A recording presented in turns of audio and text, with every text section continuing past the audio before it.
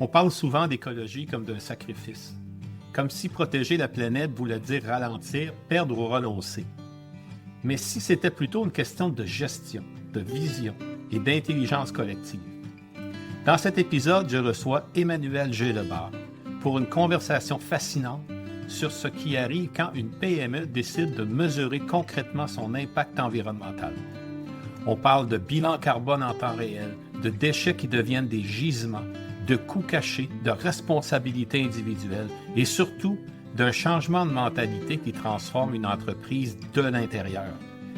Ce qui rend cette discussion différente, c'est qu'on n'est pas dans la théorie, on est dans le concret. Une entreprise de 65 employés en Beauce qui réussit à recycler plus de 95% de ses fibres, simplement parce qu'elle a commencé à mesurer ce qu'elle faisait. Tu vas voir que derrière les mots « développement durable », il y a surtout une question simple. Qu'est-ce qu'on choisit de voir et qu'est-ce qu'on décide d'ignorer? Donc, Emmanuel Gélebart, merci et bienvenue au podcast. Merci pour l'invitation, Gaëtan. Du placard à la planète. Avant de commencer, Emmanuel, peux-tu me parler de toi un petit peu? En deux mots, comme tu disais, je suis stratège impact durable pour Régitex. Nous sommes un filateur. On est situé à Saint-Joseph-de-Beauce. C'est la troisième génération d'une famille qui était impliquée dans le textile technique qui reprend, à savoir Catherine Mathieu. 65 employés. On est un petit peu partout en Amérique du Nord, mais principalement en Amérique du Nord. Oui. Personnellement, j'ai une trajectoire assez générale de femme d'affaires, toujours dans le développement des organisations que j'ai traversées. Et puis avec cette volonté-là de mettre mes talents, mes compétences au service du développement durable depuis maintenant 4-5 ans, où j'ai eu ce qu'on appelle en bon français un wake-up call. Oui, le wake-up call, justement, le moment de déclic. Quand est-ce que tu as réalisé vraiment l'impact environnemental?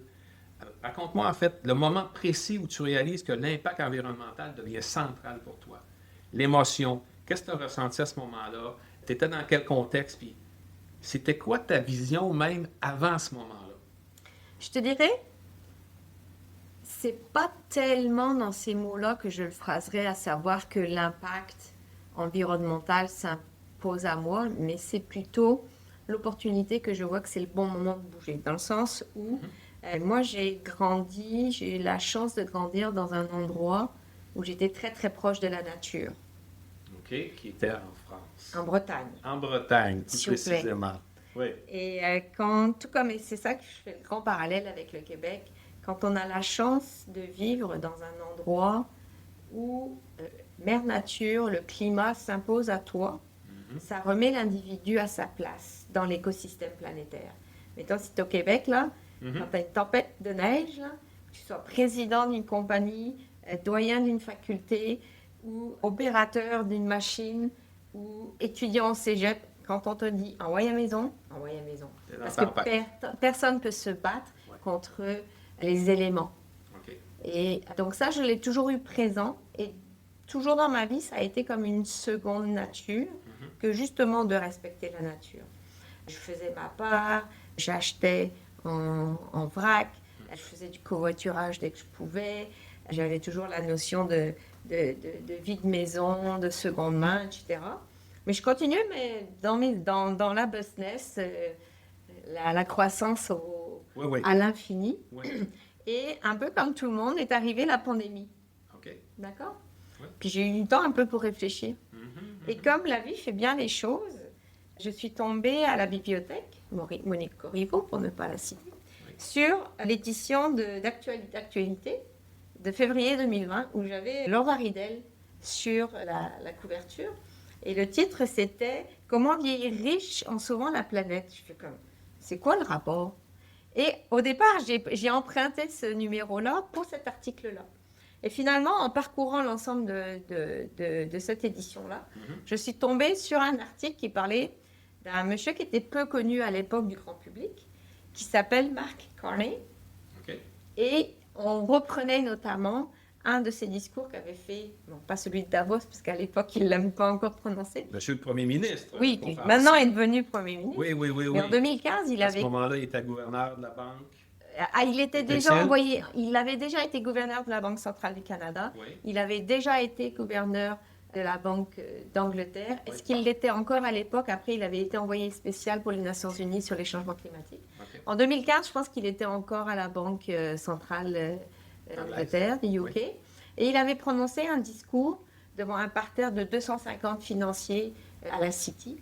Et il disait réellement que les entreprises qui ne s'adaptent pas, y compris celles du secteur financier, vont tout simplement faire faillite. Et ce qu'il disait, en parlant justement à tous les investisseurs, vous faites bien votre travail si vous investissez uniquement dans les entreprises qui prennent en compte dans leur planification stratégique les changements climatiques, parce que s'ils ne le font pas, ils s'en vont dans le mur.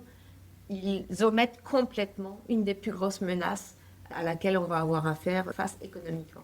Et donc je me suis dit, parce qu'au courant de toute ma carrière, je me suis dit, tant que ça fait pas mal au portefeuille, les gens ne vont pas bouger au niveau économique. Il y a un point de rupture. Oui, là, je me suis dit, le pape de l'économie vient Oui, de sonner la lalie. Je Oui. dis, si lui, il le dit, c'est que ça commence à se rendre vraiment au niveau de tous les investisseurs. Je dis, là, on peut vraiment y aller au niveau entreprise.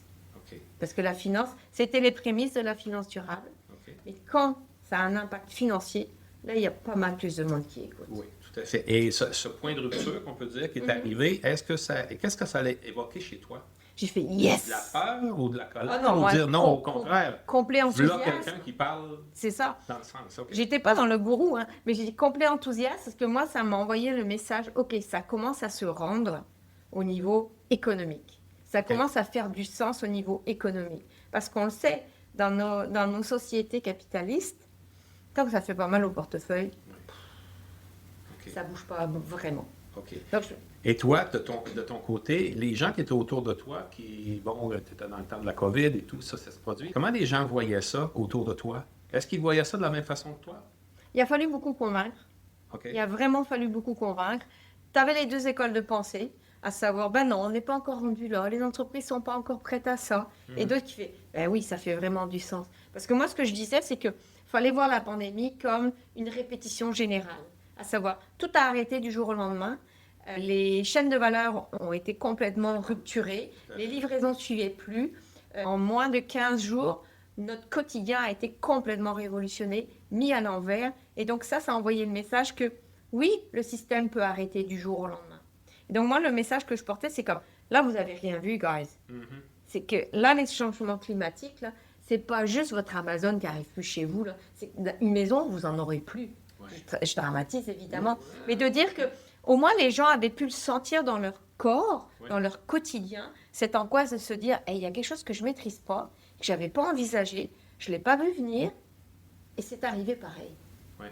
Par contre, ce qui est beau, c'est que on a été collectivement capable de nous revirer de bord, de réinventer les choses.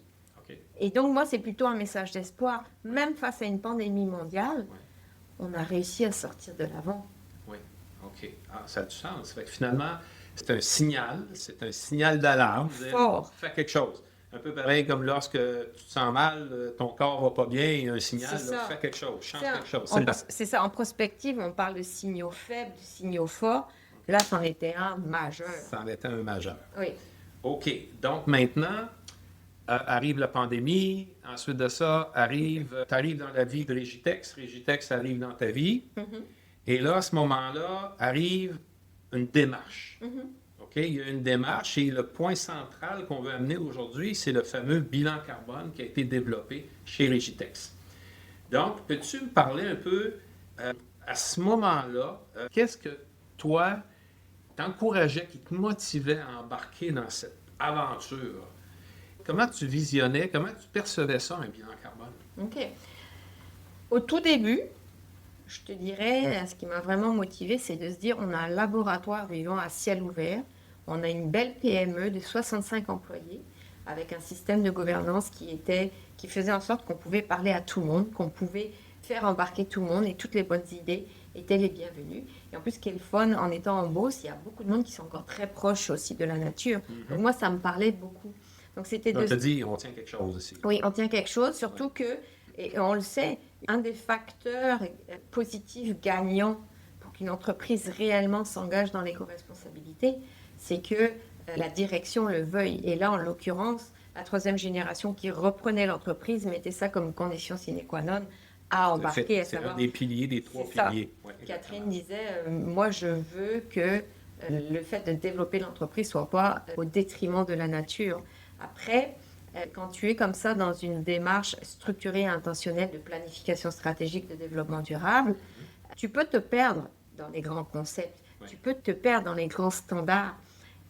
Mais au bout de la ligne, ça prend 2 choses. Ça prend que chaque individu dans l'organisation comprend pourquoi il le fait et que ça fasse du sens pour lui ou elle.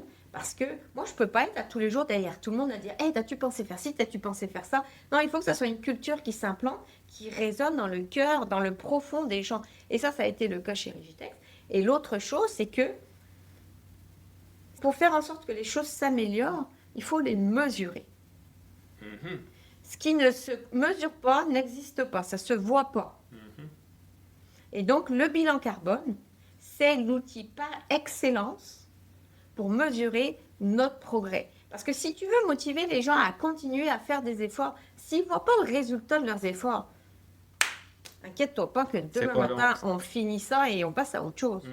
Donc, le bilan carbone, pour moi, c'était vraiment le moyen le plus efficace de donner de la visibilité aux efforts que chacune mettait à tous les matins ici. Okay. Et pour moi, le bilan carbone, souvent je l'explique comme ça, je trouve que c'est un bon parallèle. Pour moi, le bilan carbone, c'est comme notre déclaration d'impôt, mais à la planète. Tu vois, tu dis, OK, qu'est-ce que je retire? Qu'est-ce que je prends à la planète? Qu'est-ce que je lui dois finalement? Parce que je lui ai pris tout ça. Et on le sait, pour la déclaration d'impôt, tu peux le faire soit tu fais le paiement une fois par année ou tu fais une mensualisation. Et nous, chez Rigitex, tu fais des acomptes provisionnels. C'est ça. Nous, on a décidé d'aller encore plus loin pour rendre le bilan carbone, donner du sens au bilan carbone. On s'est dit, on est assez fou, on est assez révolutionnaire. Et parce qu'on ne nous a pas dit qu'on ne pouvait pas le faire, on l'a fait. On a décidé de faire un bilan carbone en temps réel. Ça veut dire quoi, ça, en temps réel? En temps réel, ça veut dire qu'à chaque fois qu'il y a réellement un achat, une vente, qu'on envoie quelque chose, qu'on arrive à revaloriser quelque chose, ça rentre dans les comptes de l'entreprise et donc ça rentre dans notre bilan carbone. C'est lié directement à l'ensemble des capteurs de données de l'entreprise, ce qui fait qu'au quotidien, mettons une collègue qui va rentrer une facture, elle va voir tout de suite le bilan carbone. À ce point-là où on a eu ce qu'on appelle en tech des early adopters, on avait été vraiment, vraiment impressionnés. Une des personnes qui était à la réception nous avait demandé à avoir Power BI sur son cellulaire pour voir comment est-ce que ça impactait. Moi, ça avait été comme « Wow !» C'était fantastique. De se dire que les gens embarquaient à ce point-là et se rendaient compte du lien qu'il y avait entre leurs actions et le bilan carbone. J'avais trouvé ça exceptionnel. OK. On sait que c'est un bel outil. Peut-être, qu'est-ce qui reste imparfait dans cet outil-là actuellement, par exemple, que tu aurais à dire? Tu vends des avantages et tout ça, il y a des avantages, mais ce serait quoi au niveau des choses qui sont encore imparfaites, qui devraient être changées ou qui devraient être modifiées ou qui il y a encore beaucoup de choses. Il y a autant sur le fond que sur la forme, à savoir que on est plusieurs à l'utiliser dans l'organisation. On en a fait comme un tableau de bord de gestion, mais de trouver une façon qu'il soit plus visible dans l'usine. Là, on s'apprête à venir mettre justement des télévisions un petit peu partout pour faire parler les données, mais que justement le bilan carbone fasse partie des données qu'on donne à voir plus régulièrement. On a développé un indice de circularité, que cet indice de circularité-là soit tout le temps affiché pour que les gens voient qu'on progresse à ce niveau-là. Également, on a le cœur du système sur les facteurs d'équivalence, à savoir pour calculer justement au niveau de la portée 3, le scope 3, ce qu'on ramène de chez nos fournisseurs, parce que nos fournisseurs, en nous vendant la matière première, on ramène aussi une partie de leur production de GES, de gaz à effet de serre. On est parti avec quelques données standards. Maintenant, pour raffiner encore plus notre bilan carbone, il faudrait exactement aller voir la donnée qui est liée à telle fibre, à telle fibre, à telle fibre. Par contre, il fallait bien commencer à quelque part. Mais on peut toujours s'améliorer. Mais après, il faut pas non plus tuer le processus en étant plus catholique que le pape, je dirais. Mais on peut toujours raffiner. On a beaucoup automatisé. Aller jusqu'au bout de l'automatisation sur la saisie de données, parce qu'on sait toujours qu'à chaque fois qu'il y a intervention humaine, il peut potentiellement avoir une erreur. Ouais. Et la dernière chose, on est toujours très bon à faire. On est moins bon à parler de ce qu'on fait. Et donc, de donner plus de visibilité à ce qu'une PME de 65 personnes de Saint-Joseph-de-Beauce a réussi à faire en faisant son bilan carbone en temps réel. Je pense qu'on a tout intérêt à en parler plus parce qu'on le voit quand nos fournisseurs européens viennent nous voir et qu'on leur montre ça, ils sont sans voix. Parce que même en Europe, on sait être un territoire plus avancé que nous, il n'y a personne qui l'a fait. Donc ils nous regardent, ils font comme, c'est pas possible. Comment vous avez fait? On est là, ben oui, on l'a fait. Donc on s'est dit, ok, il faut vraiment démocratiser ça, dire aux gens, hey, vous pouvez le faire. C'est possible, c'est hyper intéressant d'un point de vue gestion d'entreprise. Ça vous met en lumière toutes les opportunités d'optimisation, de comment on sauve des coûts, comment est-ce qu'on prend des meilleures décisions d'affaires en se basant aussi, en intégrant aussi le bilan carbone dans nos décisions d'affaires. On n'est pas dans un monde de licorne, on n'est pas dans un monde de bisounours. We talk business. Quand on est avec le bilan carbone, c'est réellement, j'allais dire, un KPI, un indicateur de performance extrêmement pertinent. OK. Et tu peux-tu me donner des exemples? Oui.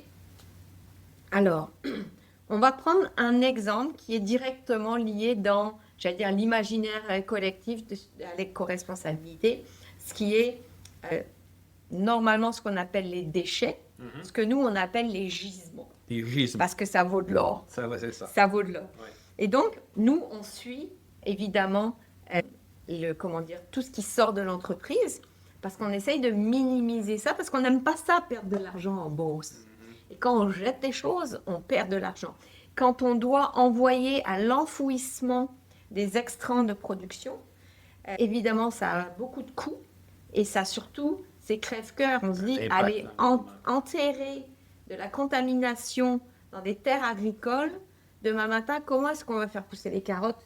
Et ces gisements-là, chez Régitex, on parle de fibres, parce que Régitex est un filateur, donc qui achète des intrants, des fibres, et transforme en fil. Vend des bobines de fil. Donc, ce qui sort, nous, à l'époque, il y avait une partie des fibres qu'on appelle sales, on ne savait pas quoi faire avec, donc ça partait à l'enfouissement. Et donc, on a commencé à mesurer, à peser, à évaluer le volume. Et ensuite, donc, on voyait, donc ça part par camion, il y a des coûts de transport, il y a des taxes d'environnement qui sont d'enfouissement, des taxes d'environnement, des taxes environnementales. Et à un moment donné, quand on consultait nos chiffres en 2024, on voit vraiment un pic d'enfer. Puis on est allé voir Dani, c'est notre acheteuse, dit Dani, t'as-tu le doigt qui a coincé dans le clavier? Si ça se peut pas, il y a une erreur de saisie, tu t'es trompé. Et nous regarde, elle dit, ben non. Les frais d'enfouissement, cette année, ont augmenté de 40%. Et je viens d'entrer les nouvelles données. On a fait, attends un peu, 40%. Là, c'est vraiment comme, OK, là, on va vraiment régler ce problème-là. Et c'est pas fini d'augmenter. Non, et c'est ça. Et quand on dit, quand une entreprise peut sauver 40% de frais, là, tu dis, bah, c'est majeur. On n'est pas au 0,4, au 0,4 ou au 4%. Non. On est au 40%. Ouais. Surtout que ce que peu d'entreprises savent, c'est que l'évaluation des coûts des résidus, souvent, est fait uniquement sur la gestion des déchets en tant que tel, le transport et le fait de l'enfouir. Mais ça, dans les frais réels de la gestion des déchets, c'est 7%. Ouais. Il y a 93% des frais associés aux déchets qui sont cachés, qui sont non visibles tant qu'on ne les calcule pas. On parle là, évidemment, de l'achat des matières premières, de la transformation, de toute l'énergie qui est associée à ça.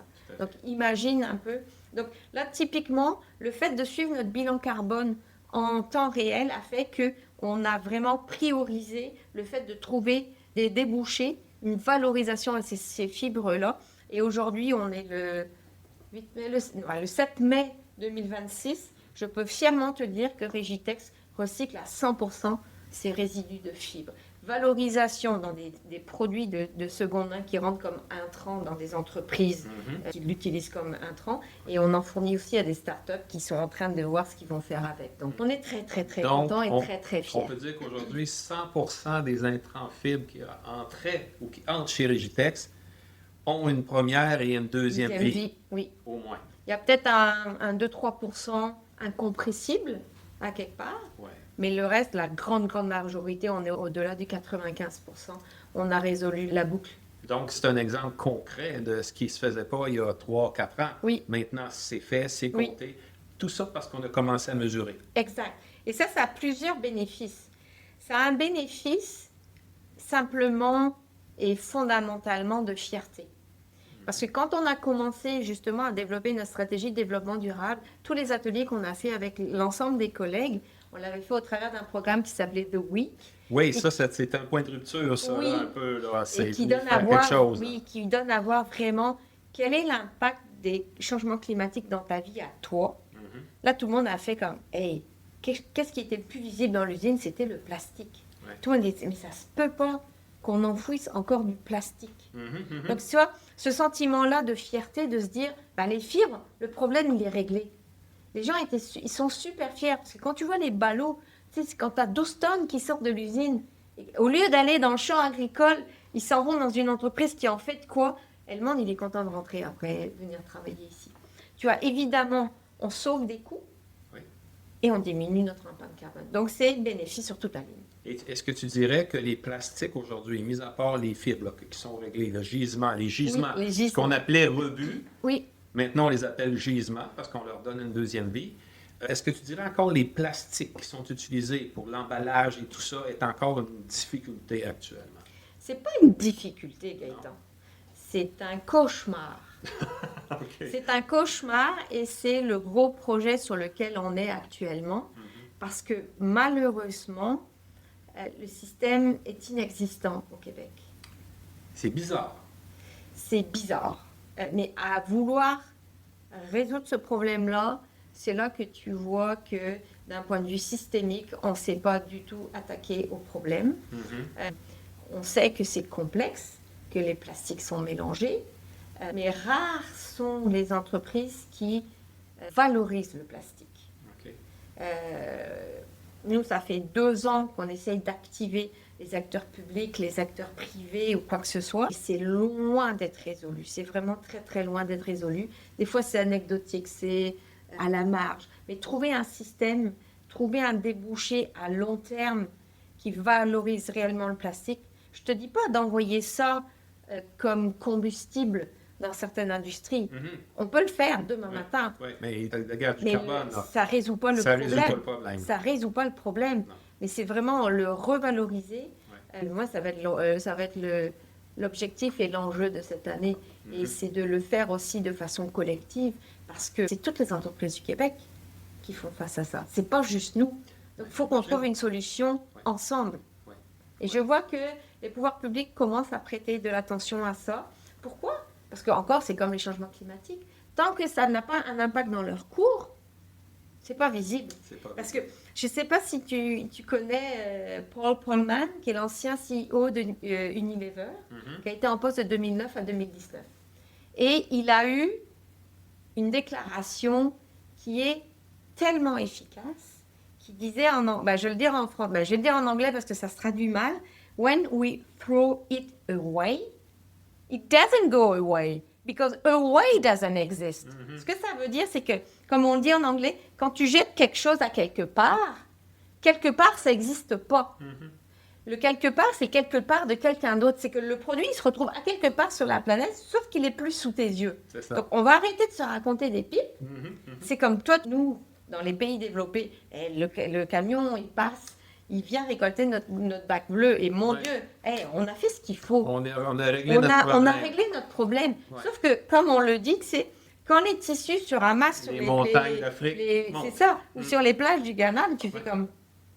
on va peut-être leur parler parce que ça me tente moi, d'avoir l'estuaire du Saint-Laurent plein de textiles qui ne viendraient pas de chez nous. Exact. Donc, dans les municipalités, c'est ça le problème. C'est que les sites d'enfouissement commencent à se remplir. Donc, ils sont pognés à se les... ça vient de chez vous, prends-les. Donc, OK, bon, on va peut-être s'y atteler. Donc, C'est intéressant parce que c'était une de mes questions aussi. C'est quoi l'illusion du green? À dire, c'est quoi les grandes illusions autour de l'écologie aujourd'hui? way it doesn't exist. C'est loin, hein, je le vois pas, ça Oui. n'existe plus. Mais il reste que ça te déplaçant quelque part, il y a quelqu'un qui le voit. C'est ça. Il y a quelqu'un qui s'est Ben, ça, c'est comme le 6e continent de plastique, avec cet amalgame de plastique qu'on Ouais. retrouve dans le Pacifique. Tous les plastiques avec les courants marins qui se retrouvent là, c'est une espèce de goubi-goulba. Ouais. Je Un dirais, blob. ouais, un blob. Je dirais pas le mot qui me passe par la tête, là.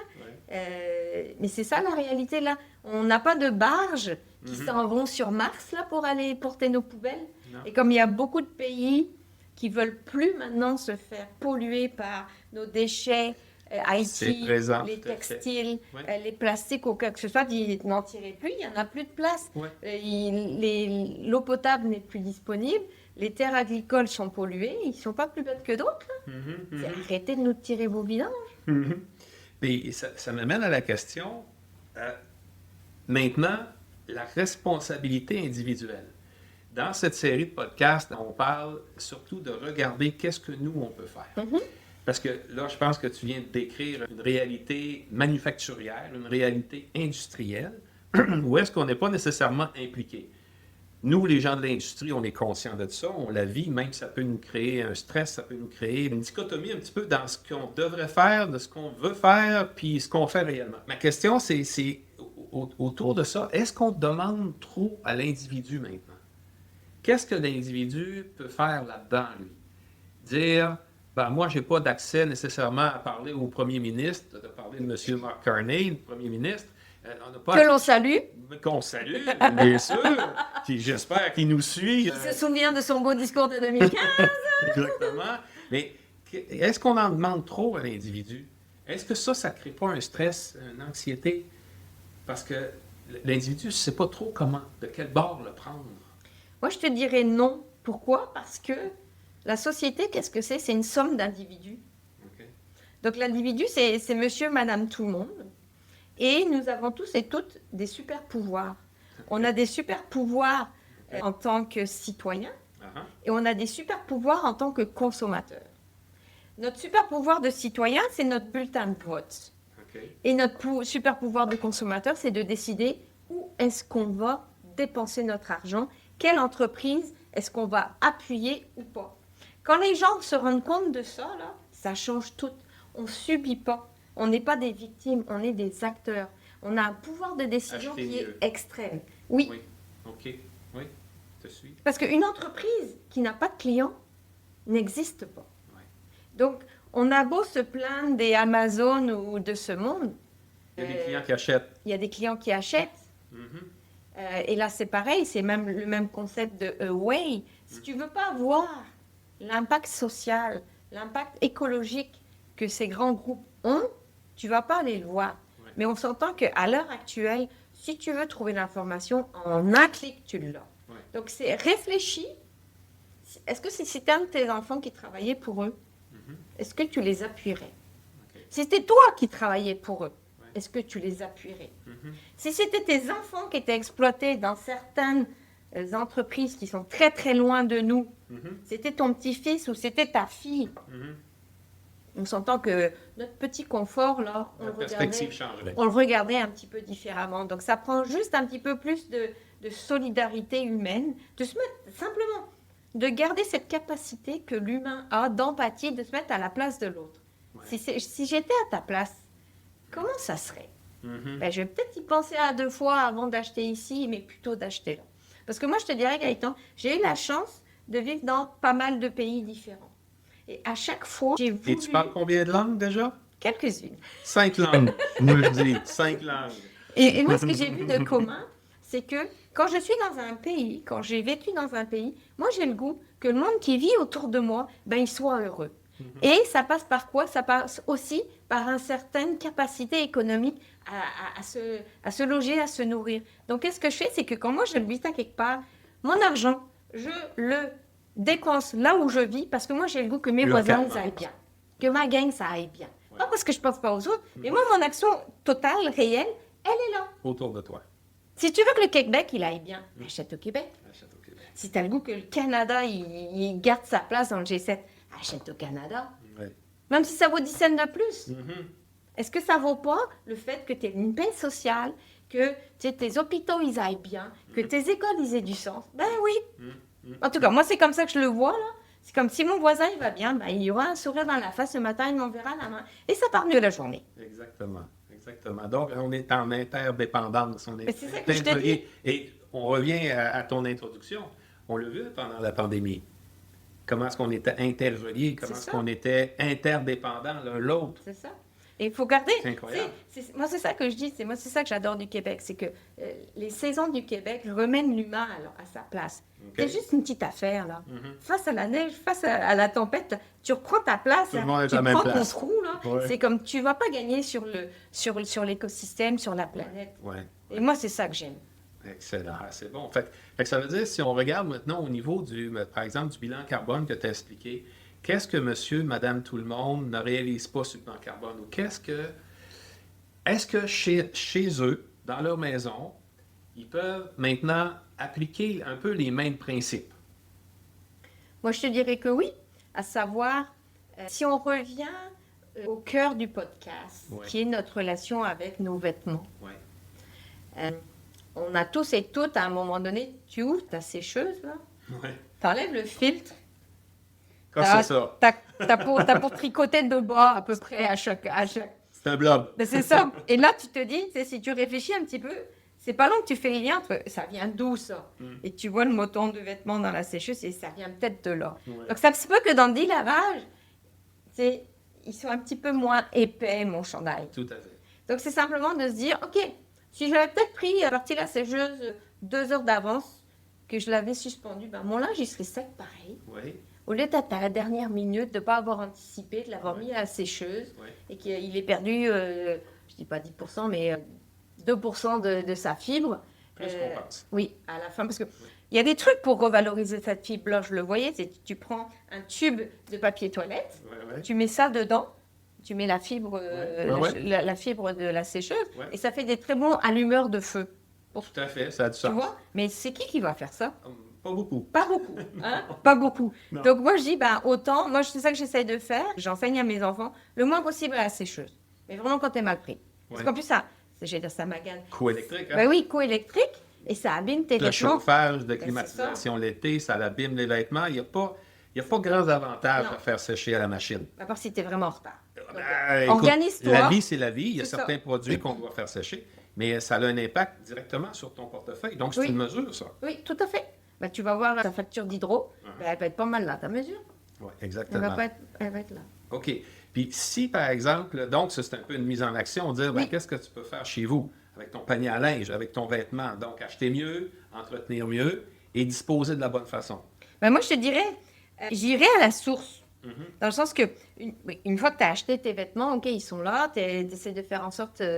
moi, je veux parler au jeu, je fais en sorte qu'ils durent le plus longtemps possible. Je prends toutes les grandes influenceuses de mode te disent toujours il faut que tu aies tes éléments de base, et vraiment les classiques des pantalons, la petite robe noire, le pantalon, le blazer qui va bien. Ça. Et puis oui, tu peux suivre un peu la mode avec 1 ou 2 vêtements au niveau de la couleur, avec la couleur, aubergine de l'année que Pantone va nous avoir sorti ou les influenceurs de la mode vont nous avoir sorti.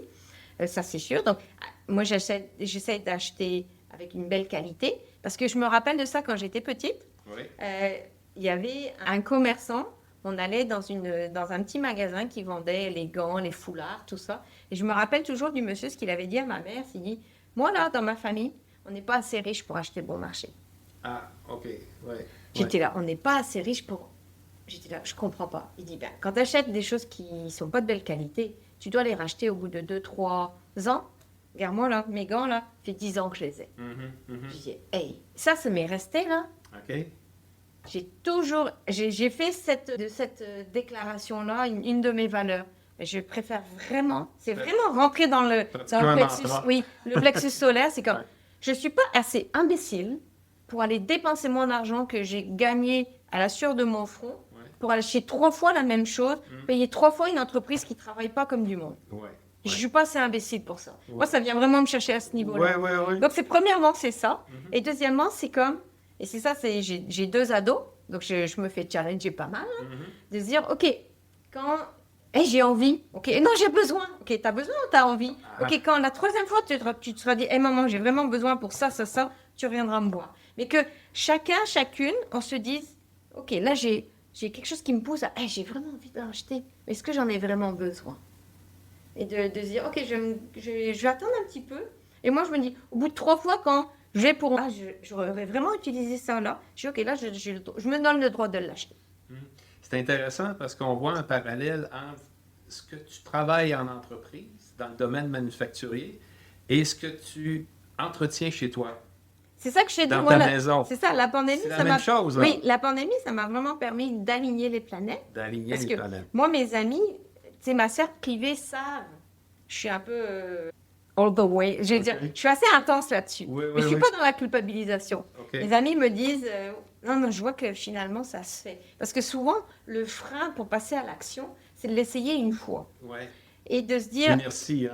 C'est de l'essayer. Le covoiturage. Ouais. Au départ, tu dis, moi, je vais être obligée de parler avec la personne. Ça va me prendre de me rendre au point de covoiturage. Je vais perdre ma liberté. Ça va être compliqué. Moi, je mets au défi les gens de l'essayer une fois. Après, vous viendrez parler. Mais une fois que tu vois les avantages que ça a, surtout en ce moment où on est presque à $2 le litre, là, tu fais comme, merci le covoiturage. Oui, tout à l'heure, dans le bilan carbone, c'est mesuré chez Régitex. Je pense, on mesure notre bilan carbone depuis 2022. Et en termes de ce que le covoiturage et le télétravail ont permis d'épargner, c'est-à-dire que l'argent supplémentaire qui reste dans la poche de l'ensemble des collègues, on est à plus de 24 000 $. C'est pas rien, là. C'est pas rien. Non, c'est à peu près 2 000 $ par utilisateur. Oui. Donc c'est incroyable. Là. Oui, c'est incroyable. Et ça, c'est juste le covoiturage. On ne dit pas aux gens de plus avoir d'auto, mais essaye de la remplir un petit peu plus. C'est ça, exactement. Donc, c'est ça que je vois qu'il y a vraiment un parallèle entre ce qui se produit en entreprise. Donc, il y a des valeurs qui se développent en entreprise et on peut les amener chez soi. Et vice-versa. Et inversement. C'est là que ça devient intégré et ça devient un mode de vie. C'est un petit peu ce que j'entends de chez toi, là. Donc, toute cette prise de connaissance qu'il y a eu et tout ça. Mais si on se projette un petit peu, c'est quoi qui t'inquiète le plus, pour terminer, là, dans ton domaine? C'est quoi qui t'inquiète le plus? C'est quoi qui te donne le plus d'espoir? OK?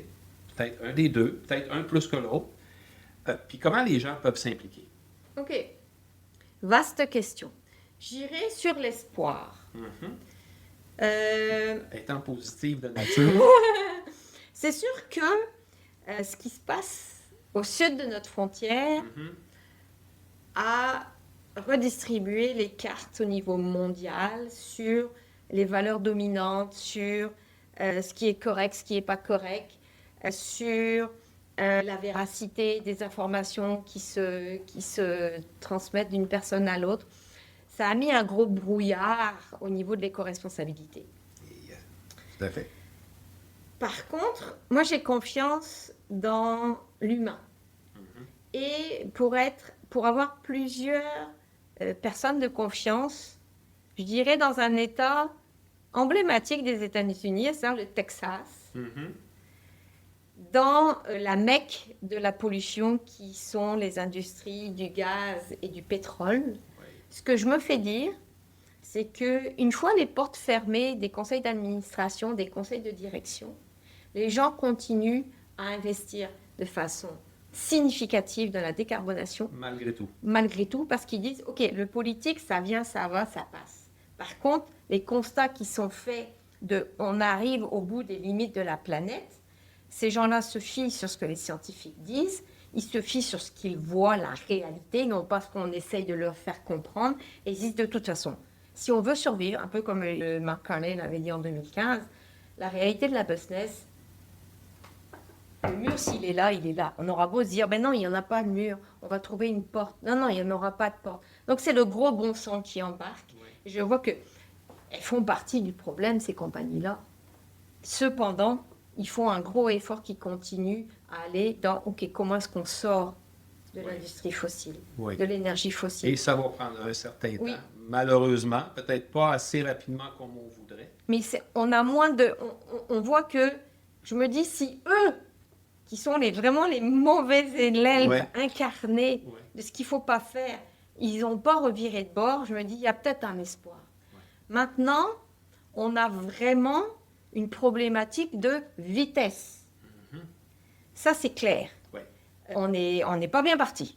On n'est vraiment pas bien parti. Ben, comme on a Donc, dit selon l'accord de Paris, c'est 1,5 ça. degré d'ici 2030. C'est ça. En réalité, ça veut dire beaucoup de changements Oui. d'ici à ce temps-là. Ça Et peut créer comme du stress. les citoyens et citoyennes du monde perdent de plus en plus confiance dans la parole politique, il faut que les politiques continuent à faire leur travail, Oui. à voter des lois, avoir vraiment des exigences. Parce que juste des intentions, ça ne suffit pas. Et on sait que plusieurs personnes qui se sont intéressées justement à la trajectoire éco-responsable de la planète savent qu'à un moment donné, les gouvernements n'auront plus le choix que d'avoir une réponse drastique, violente Oui. et non négociable. Faudra être Donc prêt. moi, ce que je me dis, c'est que nous, individuellement, il faut vraiment se préparer. Il faut vraiment revoir notre relation à la consommation, revoir notre rapport à la consommation, parce que tant que les gens, et c'est ça qu'on avait fait avec tous les ateliers de sensibilisation au changement climatique, tant que les gens ne sentent pas la menace, ne sentent pas l'air chaud leur souffler dans le cou, c'est compliqué qu'ils bougent. Et ça, on l'avait vu. Si on a le temps, c'est l'impact de la montée des eaux. Tu sais, Oui. des fois, on dit, OK, il y a certains archipels qui vont disparaître. On s'en fout des archipels, on n'y va pas. On ne le voit pas. Par contre, si tu vois, par exemple, au UK, quand tu vois le littoral qui remonte, qu'il y a certains villages que certains assureurs ne veulent plus assurer. Le fleuve Saint-Laurent est en train de se défaire Oui. pour le fleuve Les Rives Oui. Du côté sud. Oui. Du côté nord, Du excusez, côté nord. sur la côte Donc, nord. tu vois, il y a certains villages littoraux. Oui. Les propriétaires de maisons ne réussissent plus à faire assurer leur maison parce que les assureurs font zone inondable, ça va partir. Oui. Donc, ça fait quoi? Les assureurs partent. Les commerçants commencent à partir. Les services publics se retirent. Donc, les gens qui peuvent La partir, ils détresse partent. humaine. Les seuls qui restent pognés là, c'est les gens qui ne peuvent pas partir, qui n'ont pas l'argent. C'est ça. Donc, c'est quoi? C'est ils perdent la valeur de leur maison, qui en général est leur plus grosse richesse. Ils perdent ça. Et ça, c'est en Europe, là. Ça, c'est des gens qui nous ressemblent, là. Ben oui. Hein? Ben oui. Surtout Ben toi, oui. d'ailleurs. Ben oui. Mais c'est ça, c'est que si les gens ne vont pas comprendre c'est quoi le réel impact des changements climatiques, qu'ils y croient, qu'ils n'y croient pas, ils n'ont plus qu'à Ils aller vont voir lire. des cartes, Ouais. ils n'ont plus qu'à aller voir des photos de prise de banquise, là. Allez voir par vous-même. Ouais. Tu sais, il y a plein d'influenceurs américains, c'est les gens qui pensent qui déclarent que comment dire, que la Terre est plate, là. Mhm. Quand ils se font inviter pour aller faire le tour du pôle et ils font leur mea culpa, ah bah oui, c'est vrai, c'est pas plat. Ben, allez voir par vous-même. Ouais. Moi, je dis ça, c'est que si vous faites confiance à personne, allez voir par vous-même. Ouais. Allez en croisière au milieu du Pacifique, vous allez voir le blob Ouais. de Ouais. plastique qu'il y a. Oui. Ouais. Allez voir. Ouais. Essayez de Tout à fait. manger du poisson. Allez à la pêche. Ouvrez un poisson que vous aurez pêché. Vous voyez ce qu'il y a dans le ventre. Il y a pas mal de microplastiques. Tout à fait, tout à fait. Et l'industrie textile est une très cause, fort. Oui. contribue énormément à ces microplastiques à l'intérieur de la chaîne alimentaire et tout. C'est ça. Donc, moi, je reviens à ce que je disais. Actionnez votre gros bon sens. Le Faites gros confiance bon sens. à votre intelligence. Mhm. Si vous ne voulez pas croire ce que les scientifiques disent, ben, allez-y vous-même. Allez voir. On revient au gros bon sens. Ouais. Qu'est-ce qu'on peut faire chez nous? Oui, OK. parce qu'on a tous un pouvoir d'action, comme Tout à fait. citoyen, comme consommateur. Excellent. Écoute, puis je peux terminer. Si cet épisode, en fait, vous a fait réfléchir, il y a eu certaines choses qui vous ont touché. Ne faites pas juste d'y penser, faites quelque chose. S'il y a une action qui vous a parlé aujourd'hui, testez-la tout de suite. Dans les prochaines 24 heures, il y a quelque chose qui est entre vos mains, vous pouvez faire tout de suite. Ça, remettez pas ça à la semaine prochaine, faites-le tout de suite. Et essayez de mesurer à votre niveau, à ce que vous pouvez faire, mesurer ce que vous pouvez faire. Et là, à ce moment-là, on sera en mesure, si tout le monde fait un petit quelque chose dans sa maison, à tous les jours, C'est un impact phénoménal. ça a un impact phénoménal. On revient toujours à la mesure. Si vous voulez, finalement, joignez-nous du placard à la planète. Vous allez pouvoir retrouver des trucs. Vous allez avoir des entrevues qui vont vous donner des exemples concrets de ce qui est fait, de ce qui est difficile à faire, de ce qui est plus facile à faire. Et ça va définitivement vous aider à mieux aborder la vie et mieux changer notre façon de faire pour finalement dire, ben, si moi j'en fais un peu, mon voisin en fait un peu, ben, finalement on va gagner. La guerre ne se gagne pas, c'est une bataille à la fois. Donc, c'est ça. Merci beaucoup, Emmanuel. Merci Gaëtan pour l'invitation. Ça fut très, très, très inspirant et j'espère qu'on sera en mesure de faire d'autres rencontres comme ça pour justement venir accélérer ce processus qui est là, malheureusement, qu'on le veuille ou qu'on le veuille pas. Oui, et longue vie au balado du placard à la planète. Et voilà. Merci beaucoup. Ce que je retiens de cette conversation avec Emmanuel, c'est que le changement commence rarement par une grande révolution. Il commence souvent par une mesure, un chiffre, une prise de conscience, un moment où on décide enfin de regarder la réalité en face. Chez Régitex, le bilan carbone n'est pas devenu un outil marketing, il est devenu un outil de gestion. Un indicateur concret qui aide à prendre de meilleures décisions, réduire les pertes et mobiliser les équipes autour d'un objectif commun. Et peut-être que le plus grand message de cet épisode est celui-ci. On pense souvent qu'on est impuissant, mais chaque décision compte. Comme citoyen, comme consommateur, comme entrepreneur, comme humain. Parce qu'au final, a way doesn't exist. Merci d'avoir été avec nous aujourd'hui. Si cet épisode t'a fait réfléchir, partage-le avec quelqu'un qui croit encore que l'écologie et les affaires ne peuvent pas avancer ensemble.